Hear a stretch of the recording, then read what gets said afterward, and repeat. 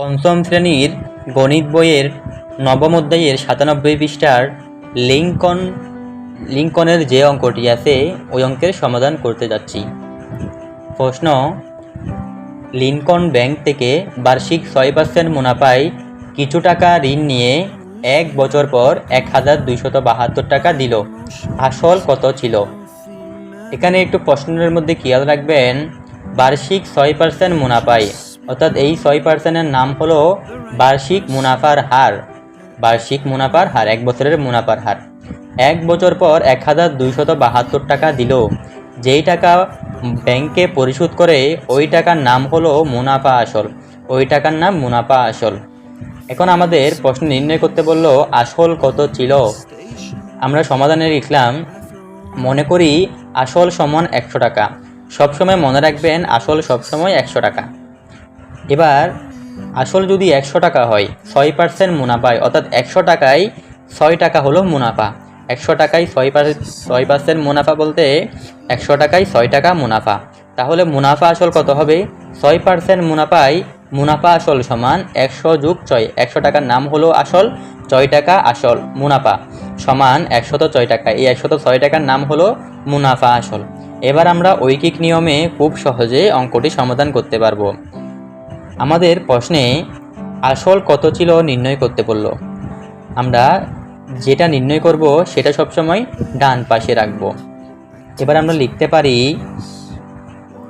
মুনাফা আসল 106 টাকা হলে আসল সমান, আসল হলো 100 টাকা।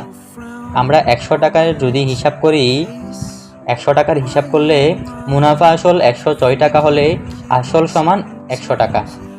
সুতরাং মুনাফা আসল 1 টাকা হলে, 1 টাকা হলে আসল সমান 106 ভাগের 100 টাকা। সুতরাং মুনাফা আসল কত বললো আমাদের প্রশ্নে? 1272 টাকা। 1272 টাকা হলে আসল সমান 100 গুণ 1272 নিচে 106 সমান। আমরা খুব সহজে আজকে একটা গুণের নিয়ম শিখব।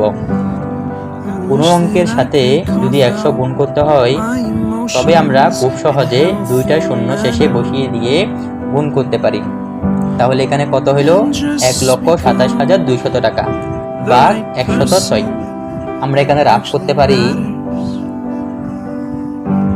1,27,200-কে ভাগ করতে হবে 106 দ্বারা। 106 127-এর মধ্যে কয়বার যায়? একবার।